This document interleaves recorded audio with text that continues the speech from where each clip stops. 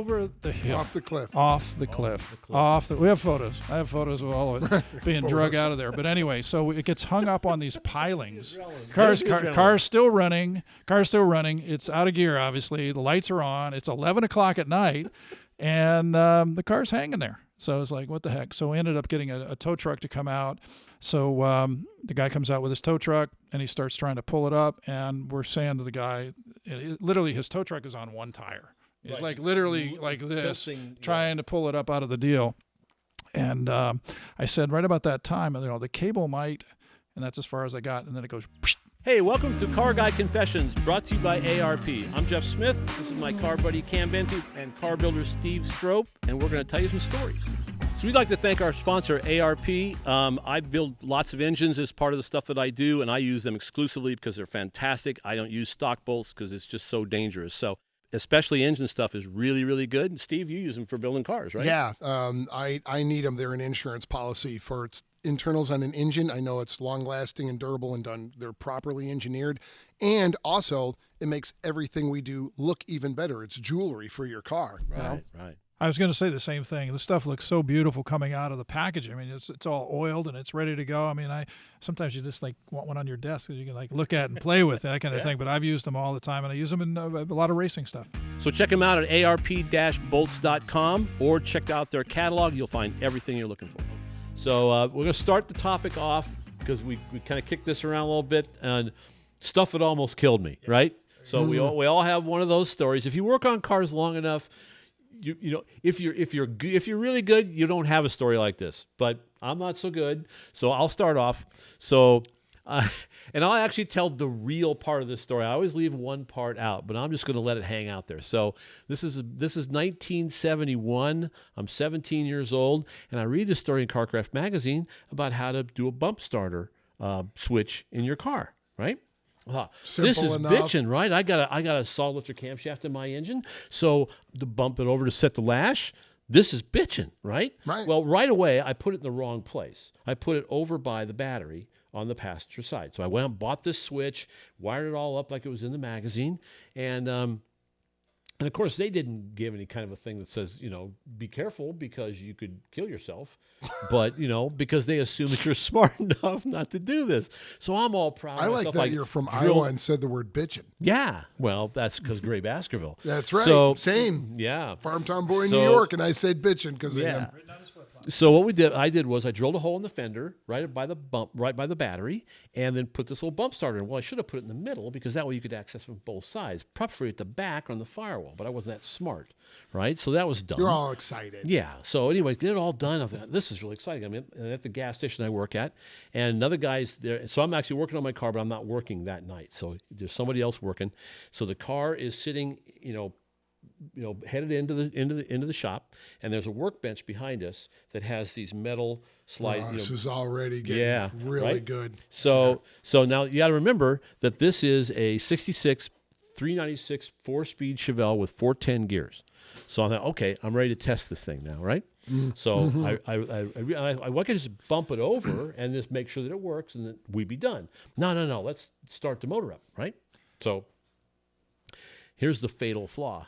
So I reach inside, turn the key on. I heard all of it is fatal. Now it's Now it's starting with the bad part? Okay, there we go. And my dad was a pilot in the Marine Corps. He used to tell me, he says, it's not the first thing that's going to get you. It's not the second thing. It's the third thing, right? Okay. Well, this was the fatal flaw. This was the third piece that got me, was I reached in, turned the key on, start tomorrow, but I left it in first gear, right? So I reach over the fender, pump the throttle twice. I'm standing in front of the car, right? Oh, no. Oh, yeah. Lean over the front because I'm leaning over the front. If I had put it where it should have been on the firewall, I would have leaned off from the side. On the side. Oh, boy. No, I'm in front of the car. So I reach over. With the guillotine behind you? Yeah, well, workbench, yeah. And standing in a pool of water? And I hit the button, and you know what it did, right? Because I pride myself in my motors fire like this, right? So I hit the button, and boom, right? And all of a sudden, the next thing I know, I'm pinned up against the workbench. And you didn't know what was going on. No, I was pinned up against the workbench, and the bumper caught me right across my knees. Yeah. And it hyperextended my left knee. Yeah. And it's like, but it didn't hurt right then because it scared me so bad. Now, what happened your was adrenaline was pumping. the guy that was working at the station he had his hand on the front fender of the car, on the passenger side fender, and it pinched his hand between the workbench and the fender. So he goes, oh, he expletive deleted and went like this, right? That pinched, and I got hit with blood. Like, uh-oh. So I'm freaking out because the first image in my head was it sliced off all his fingers. Oh my God. So that image in my head, I grabbed the core support and pushed it backwards, and the car went backwards, right? And then he grabs a shop rag and takes off for the hospital, right? Oh man, so I'm cleaning the blood up. It turned out he just cut his hand. It didn't slice any fingers. He was okay. Everything was fine, but Here comes the legal. No. one was injured in So the making of now, this so a movie. friend of mine, Blake Hanel, was washing his that a car. real name? Is that a Yes, it is. It is. Blake Hanel. Blake Hanel, and Blake was washing leave his the man car in the third stall. So he comes over. He goes, "You all right?" And I was like, oh, my knee started to hurt, right? And it's swelling up as we're talking, right? And so then a car comes in. This is full serve gas station stuff back in 1971. So this lady comes in, and of course, you know what she wants. She wants all the full service. I wash all my windows. Can you check the air in my tires? And I am hobbling around. I'm on my knees, crawling around the car. Did you get her the Hot Wheel in a special glass? No, I didn't have to do it. No when you used to do that no stuff? S&H stamps, none of that Damn, stuff. damn. So anyway, so she leaves, and so I'm like, now I can't walk, right? I'm in a chair, and it's like, my boss that owned the gas station was on vacation in Missouri. This is Iowa. He's out hunting in Missouri, and both of he only has 2 employees, and both of them are now hurt. So I call the accounting lady, and she gets a hold of him, and he has to drive all night to come back to the station, and so he is really mad at me. And he should have fired me, but he didn't. So and no one got seriously hurt. My girlfriend takes me to the hospital, and this was the most traumatic part of the whole thing. They cut my jeans off so they could x-ray my, it's like, Ouch. no, don't cut my jeans, like that. So, and then I had to hobble I would just home take my in pants crutches, off. and That's tell my true. mom what happened. They do and- come off at the top. Yeah, they do, but it's like, look, I can just pull these off. Now we'll just, with the Yeah. deal. So that was my you almost go. killed myself with my own car. That was an excellent maneuver. Was that good? There you go. Yeah. Especially the jean part. No, you saying, were you standing in a puddle of water? Oh, so here's the next. Nice. So just to end the story. So then I'm telling the there's story more. later, and somebody says, you pushed the car backwards. I said, yeah. I didn't think about it. He goes, ever tried to push your car in gear? I went, ooh, let's try it. Couldn't move it. Yeah. Could not move Yeah. it. But I just went, yeah. Yeah. I mean, I was like Well, Superman sure. for 5 seconds. Yeah. Because we tried. There were 4 of us. Four of us all lined up one night. We're drinking Yeah. beer. I was like, hey, let's push this car in gear. right. No way. Wow. It's So, impressive. but like, I only pushed it maybe a foot or 2. It was enough to clear everybody so everybody could move around. But yeah, very scary. Want to hear my cheating Yeah. death? Okay, Yeah. this was exciting. Has nothing to do with Chevelles or pushing any vehicle and requiring any adrenaline. Well, maybe. I'll bet that was adrenaline. No, there was adrenaline probably. Okay, so I was at Hot Rod in 1980, and we did a test between Gulfstrand and Herb Adams, and they were doing their test out at Willow, and Gurney showed up. That was to me the all-time deal. So Gurney shows up. Damn, Gulfstrand's Gurney. driving his car. Herb is driving his car, and this it was a 72 Z28, which was the short year. That was the year of the strike, so there weren't that many Z28s, and it had been reworked by Gulfstrand. It actually belonged to, not to get into all the crazy names, but the guy who played Billy Jack. It was part of his film school. The car had been listed under his film school. In fact, that's where I ended up buying it. But anyway, 72 Z28, Traco built, small block 355, Doug Nash 5-speed, Still had the 10 bolt in the back because they moved away from the 12 bolt, but it had 4-wheel discs on it. The guy had done Trans Am style 4-wheel discs. Just to add a little to this, Traco was the engine building facility down right next to Golf on Jefferson. Yes, and they built motors for everybody, and they built all the Trans Am cars. That was Travers. It was Bill Travers and Coons. And I'll tell you what, that motor. It was one of those deals. I remember standing there watching, and Lenny Emanuelson was watching the car go around the place. He goes like, the suspension is great, but that motor, can you hear that motor? It was just one of those like really good combinations. So anyway, I always wanted that car. I went to PHR from there, and it sat over at Gulfstrands for about 2 years. And I was like, when this car becomes available, I want this car. It had AccuSump on it, had this big shield seats in it, and God, it was just a great car. The Rally Sport front end, the little short bumperettes. So it was a great car. So anyway, after about 2 years, Gulfstream goes, you want to buy that car? I said, well, yeah. And it had been sitting. Nobody had touched it. It had Firestone Rain race tires on it, the knobbies. Really? It said not for street use, right. So anyway, and they had widened the Rally wheels to 9 inches. They had the factory wheels, no center caps. I mean, it was just a raw piece, but it had 9-inch wheels, and I can't remember what the tires were because they were, it was a race tire, race rain tire. Sure.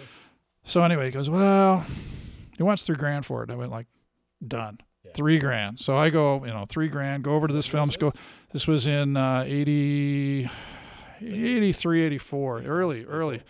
So I bought this car, and it was that copper colored, it was just, it was all faded, but it had the big spoiler in the back. So it was this cool car. So anyway, Van Toon and I and Jim Losey decide we want to know how fast this car is.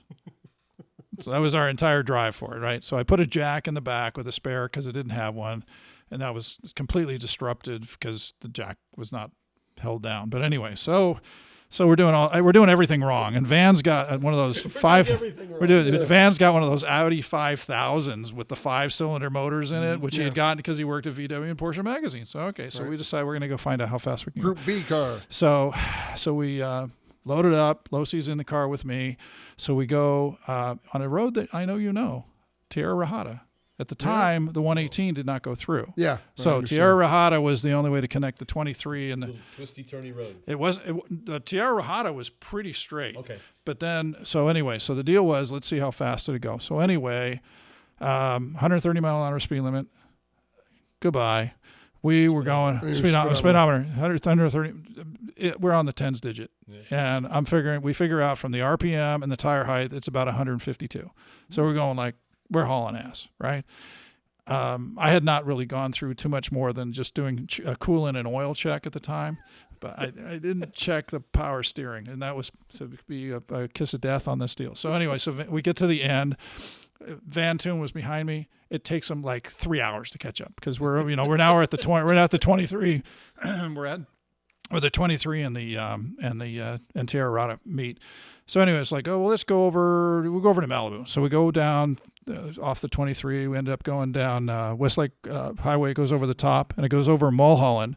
So it's like, okay, let's see how fast this goes. But now I've let Van get in front, so he's kind of going through. According to Losey, there were marbles in the road.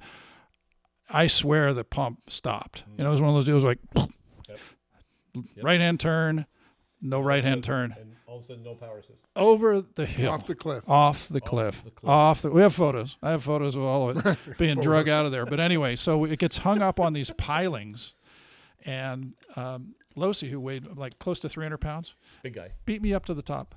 There's the adrenaline. Car's still running. It's out of gear, obviously. The lights are on. It's 11 o'clock at night, and the car's hanging there. So it's like, what the heck? So we ended up getting a tow truck to come out, and we learned the dynamic of a fish hook, because the pilings that are in the side of the hill will not let the car come up. Yeah. So it's stuck there on the side of the hill.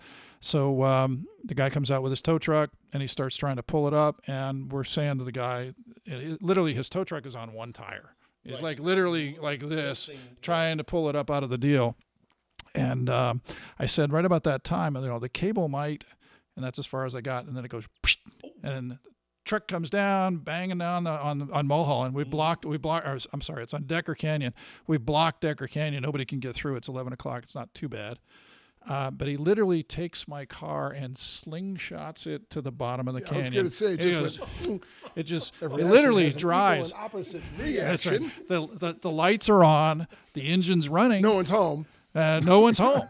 There's nobody in the car. We watch it go to the bottom of the canyon. You're like, yeah. The car that you just bought And had not registered. In fact, I said to the guy, I think it's stolen. What do you think? But anyway, he says, I already called it in. You're stuck. Yeah. So anyway, the next day it came in with 2 tow trucks and 4 sets of cables and winched that sucker up.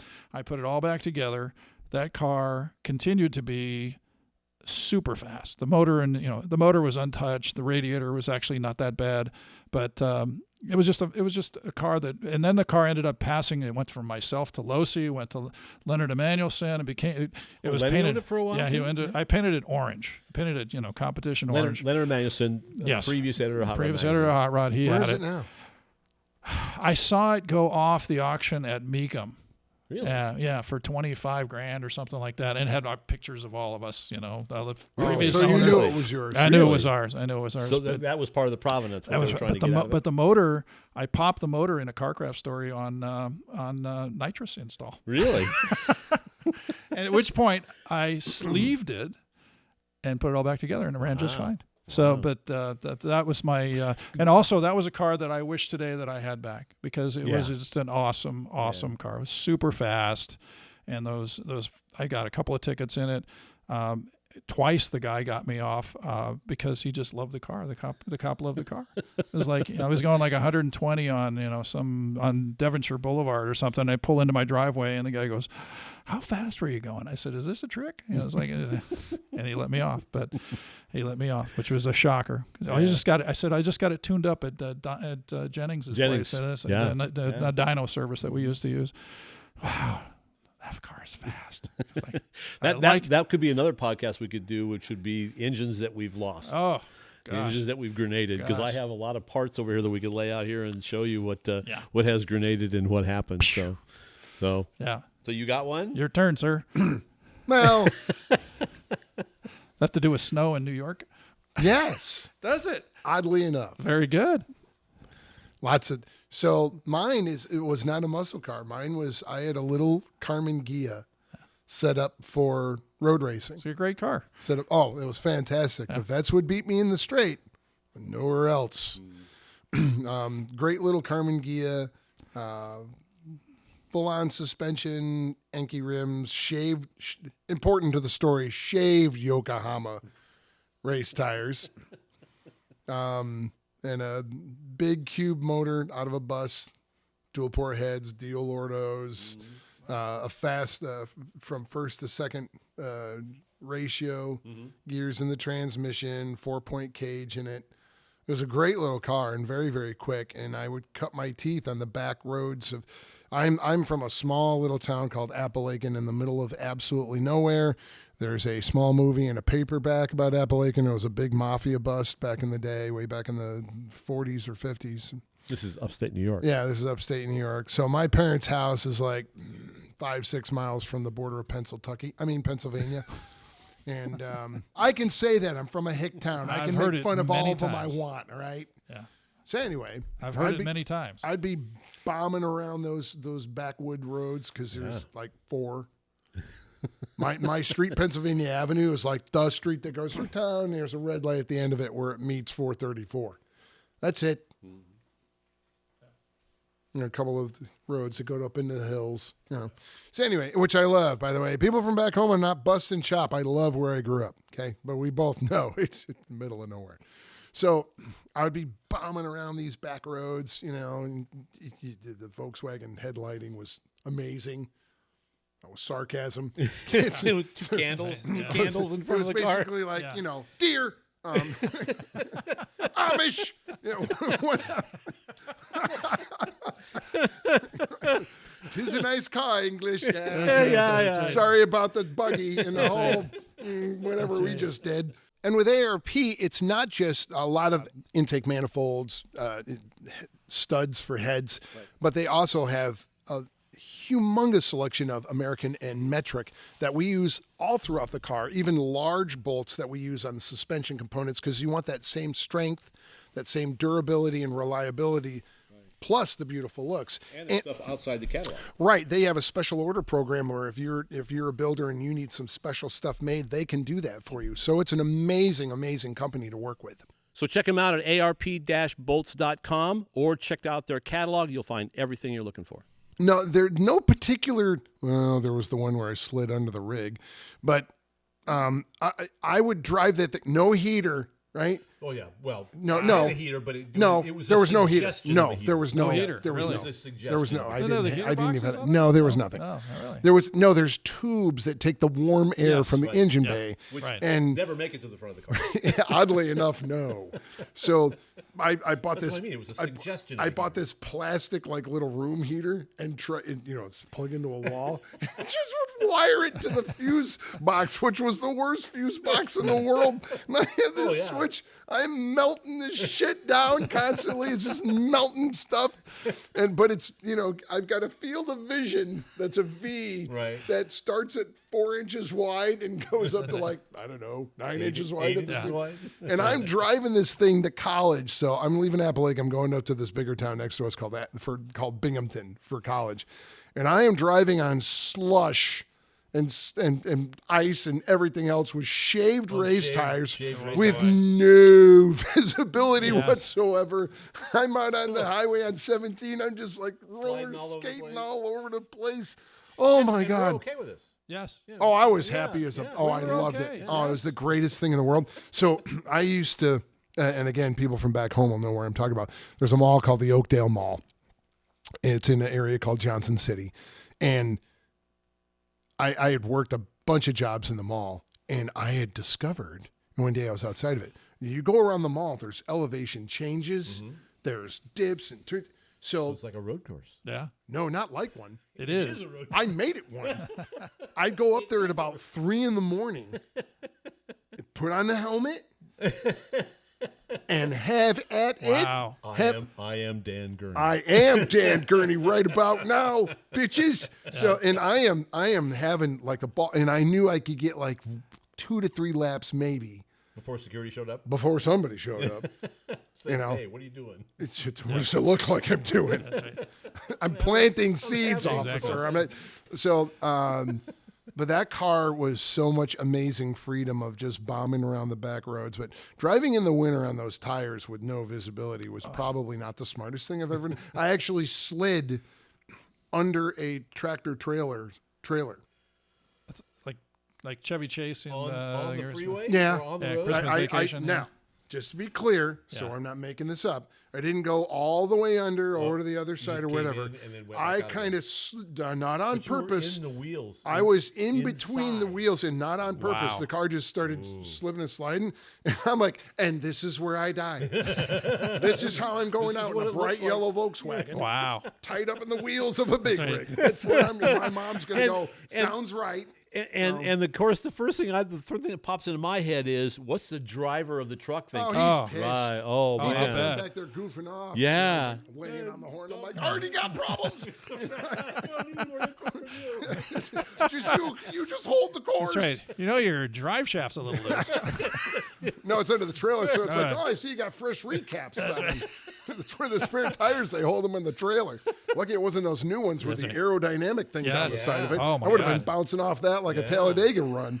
So, but and also that is when I wish I didn't get away. I sold it. Oh, yeah. Though, Well, so let's transition into that. well, So okay. So I sold the it. one that got the well, one that got away. Guess what it was replaced with?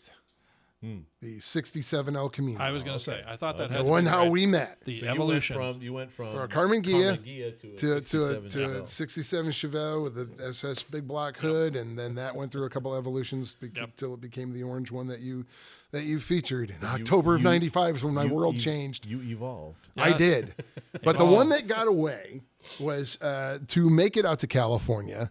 I had amassed, much to my mother and father's chagrin. I got to say chagrin today. I'm so badass. And no, yes, I can. THAT. Okay. So,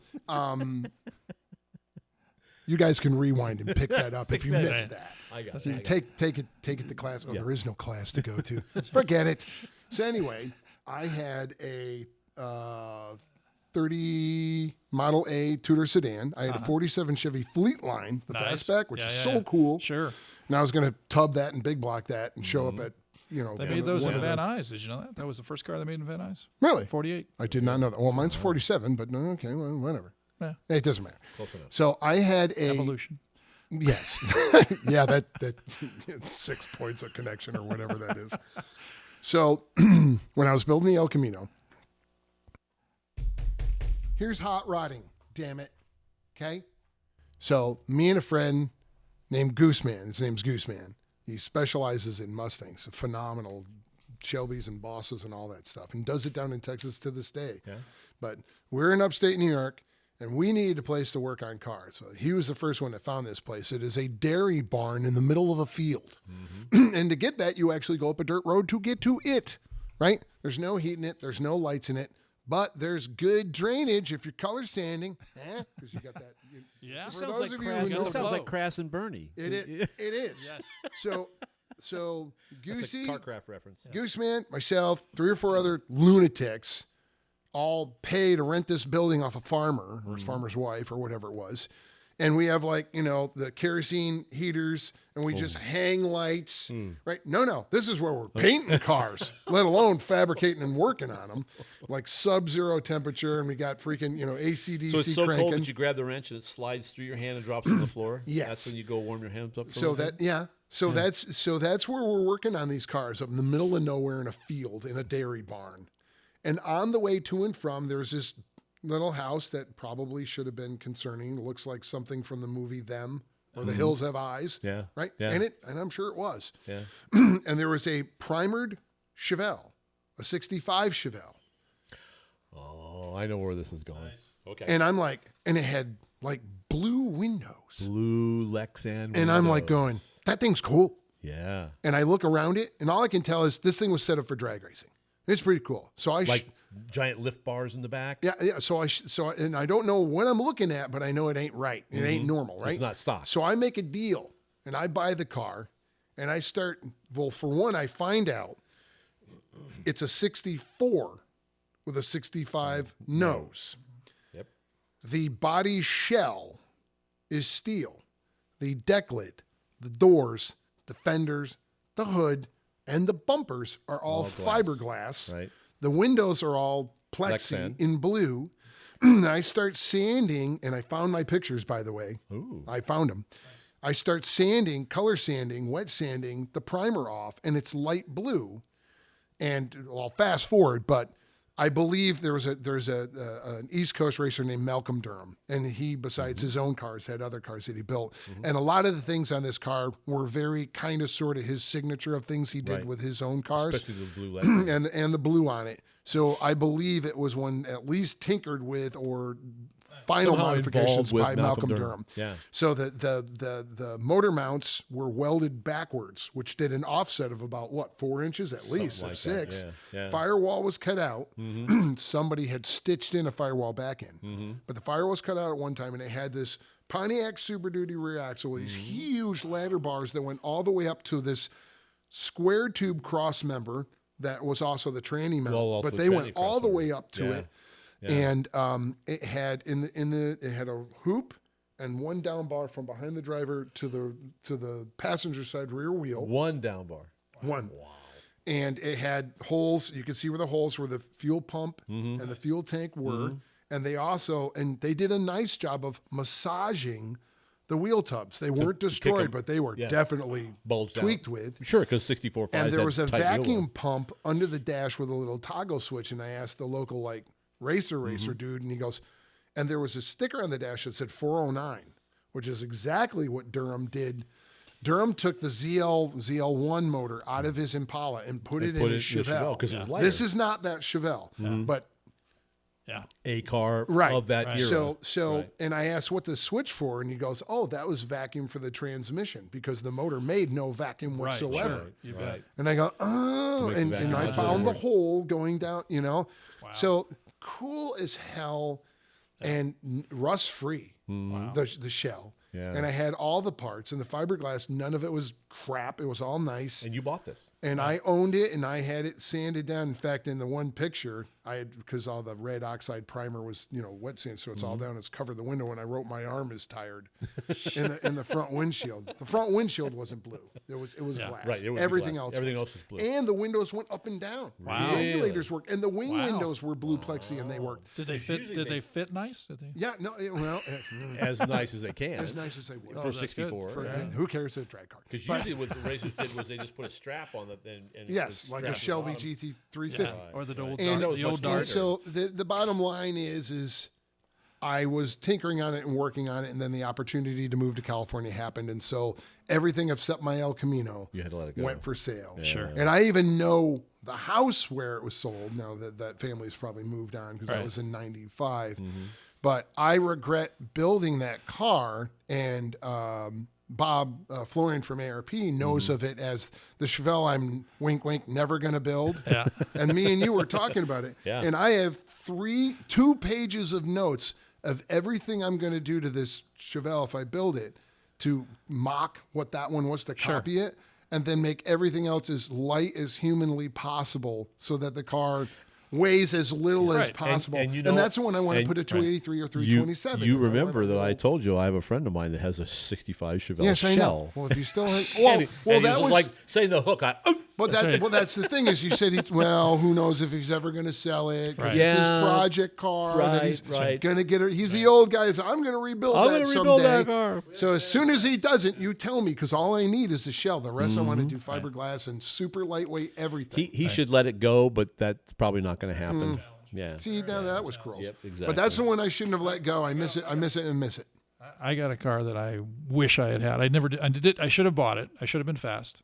But situation was that I was looking for a Hemi car, and I've had one. I had a '66 Hemi Satellite that was a very fun car. Could never afford to do the motor right, but bottom line is I drove it quite a while. It was actually after my Pontiac losing badly to Van Toon's GSX that I swore off Pontiacs except for the body. Talk about your GTO. So, Right. but anyway, I was looking for a Hemi car. I wanted an e-body. John Costa, who worked down at Gulfstrands, calls me up because he's still looking for an e-body, and I was at Popular Hot Rodding at 7:30, 8 o'clock. And he goes, this guy wants to sell it. He's got a 71 Hemi Challenger. And I'm like, they only made 71 Hemi Wow. Challengers that year. So I go, okay, yeah, and a four-speed car. Awesome, even fewer. So anyway, so I call this guy up, and there's a movie, Thunderbolt and Lightfoot. Do you remember Yeah. Thunderbolt and Yes. Lightfoot? Yes. Do you remember the guy with the Dodge Polara with the rabbits in the back? Yes. Okay. Yes. That's Okay, a great if you movie. if you rent this movie, you see this guy. He was probably methed out of his head, and because he flips the car and the bunnies all fall out of the trunk. I met his brother. I met his brother this night. So anyway, so I call this guy up and he says, "You want to see the car?" I said, "Yeah." He says, "You want to buy it?" I said, "Well, I'd like to see it." He says, "Well, are you serious?" I said, "Yes, I'm serious. If it's a 71 Hemi Challenger, I'm very, very interested." And it was that nice, it was B5 blue, Yeah. beautiful car, Yeah. beautiful car. So anyway, so the guy says, "Okay, well, I'll meet you at this gas station." So Van Toon was still there, so another buddy story, So we go and it's like, "Well, why don't you come with me? Let's go see what's going on with this guy." So anyway, so we meet at this gas station, and he is literally like that guy in Thunderbolt and Lightfoot. He's just completely out of his head, completely out of his head. He goes, "Well, follow me." So we proceed to do like a drug run. And he's literally driving in back areas and coming around. I said, like, we've already been here before. So we're coming around. So he drives around and he comes back and he comes over here, trying to confuse. So I don't know where I'm going. So anyway, which was ridiculous because then when we finally stop, it's one of those deals where all the garages face the alley and it's in West LA. So we're in West LA and he goes, "You're serious about this?" I said, "Yeah. Can I see the car?" So pulls up this creaky old wood door, and here is a 71 Hemi Challenger. Every corner has been hit, has been punched in. All of the emblems are off of it, and he's put rivets in it because he street raced the crap out of it, and he didn't want anybody to know. It had the flat hood, didn't have the shaker hood on it. So he was trying to hide the fact that it was a Hemi. It's like, whatever, buddy. So anyway, so I look at this car and I get a chance to look at it. And I said, can you start it? He goes, well, I haven't started it in like 2 years. I was like, well, I'd like to hear it run, you know. He goes, well, are you serious? You don't want to buy? You want to buy it now? It's like, no, I'd like to hear it run. You know, I don't know what I'm getting into. And he goes, says, and the price is firm. And I said, what's the price? He goes, $8,000. And I'm like, What year is this? 70. No, what year is this? This is 85. So it was like crazy. And he was the original owner. He had won something on a game show, sold all of his winnings, and bought this car. And the capper it wasn't supposed to be built. His brother is a lawyer. How they're connected? Clearly there was a genetic mismatch. Anyway, but the bottom line is this guy goes, my brother actually had to write to Chrysler because we put the order in and then they didn't want to build a car. So this was probably the last 71 Hemi Challenger. Wow, how about that? So anyway, there's the title, the last Hemi Challenger. So anyway, so it's like, well, I'll come back tomorrow. Let's get it running and let me know something about the car. I come back and he says, well, we're going to meet at 2. I get there at 1:30, figuring I better be there early. Merle Dupree. Remember Merle Dupree? That guy. Merle Dupree, who had ABC mobile brake in the valley, who had bought all the muscle cars, collectors, buy everything. Tried to buy my Z28. Yeah, had already he had $8,000 on the hood, car's gone, the whole bit. The wrap up to that whole deal is that I think probably 10 years later, remember Otis Chandler had his collection, his collection, and that huge collection. Yeah, car was there. Really? Yes, perfect. So it was totally restored. Perfect. Wow. It was absolutely cool. perfect. But it came with all the window stickers. It had that goofy dictaphone thing in it. You know, Really? there was an option where it was like a secretary's thing. You could. That car when didn't it was have originally. No. Right? He added to it. Oh no.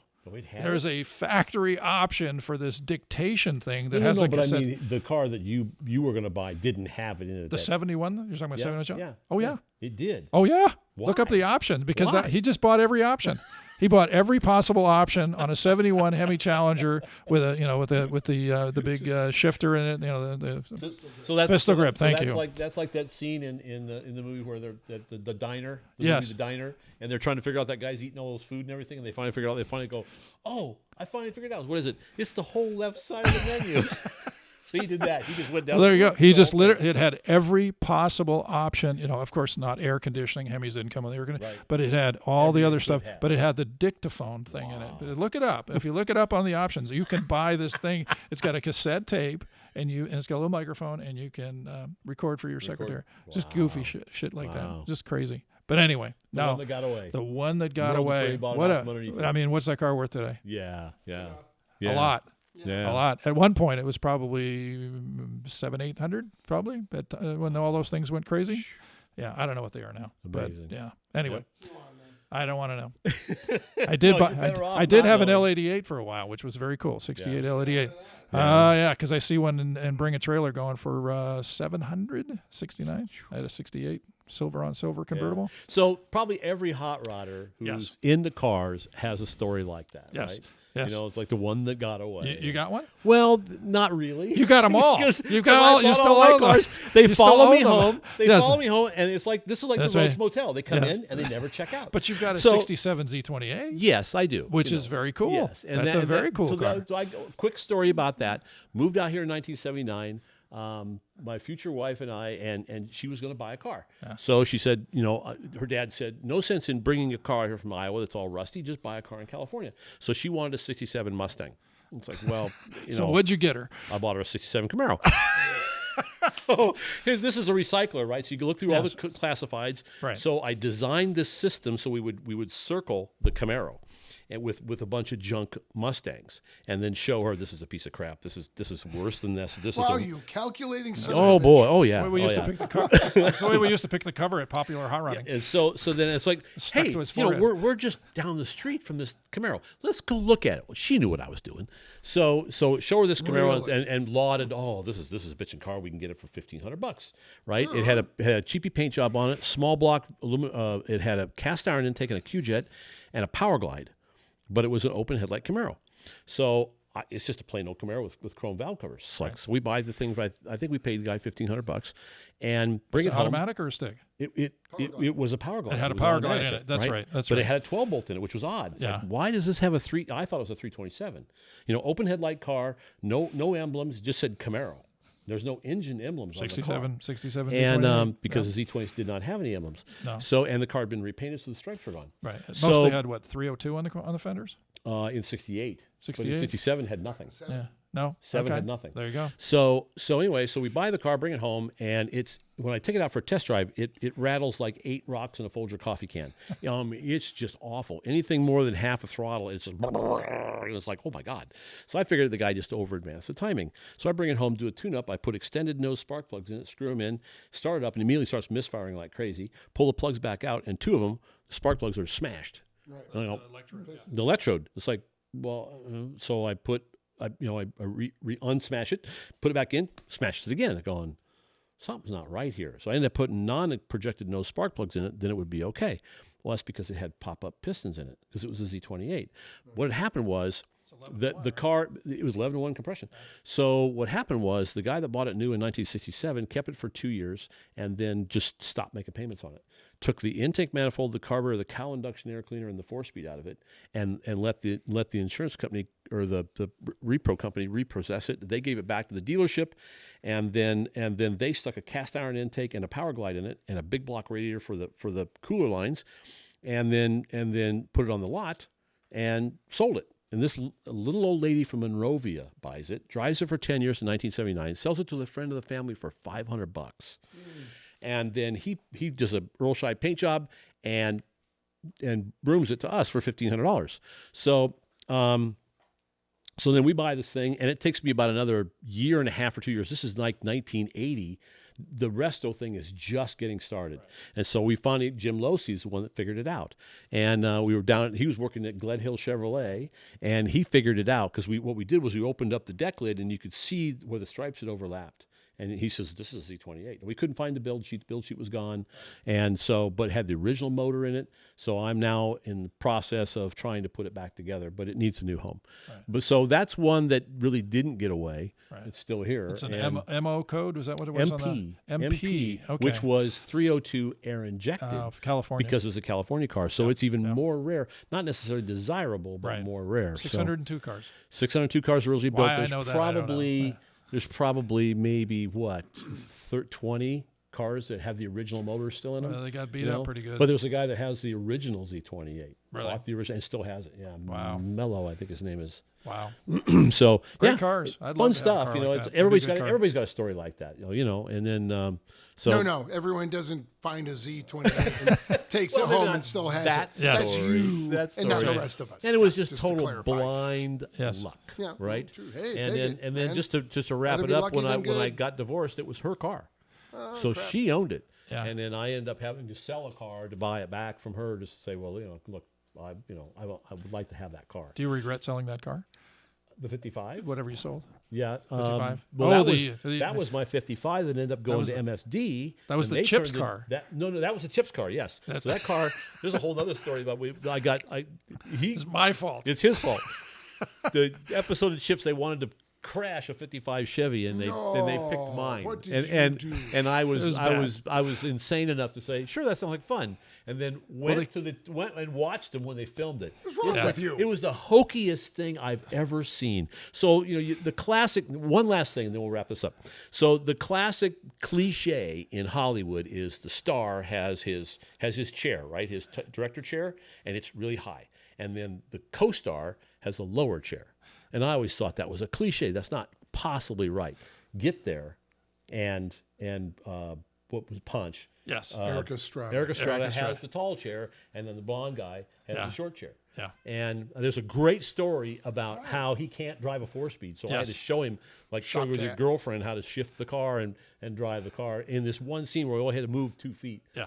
And it was just insane. Sounds about right. Yeah, it was. That really soured me on Hollywood because it was like, this is very low rent. This is under low rent. But didn't they keep offering you like money if they flipped it or whatever, and then you were like pulling for like, knock that thing over. Yeah, because they were gonna have to pay me a lot of money if they rolled it. So and late piece Pasteur was there with me, Yeah. and this thing comes around a corner and it's on 2 wheels. It's sliding, and the stunt driver did a great job. And I looked at Pete and went, "It's going over, it's going to roll," and it didn't. So it survived. It was in the last season. We found it the other day, didn't we? Yeah, We found it yeah. the other day. I was like, It's the other- incredibly bad. Don't watch it. It's Yeah. awful. It's absolutely awful.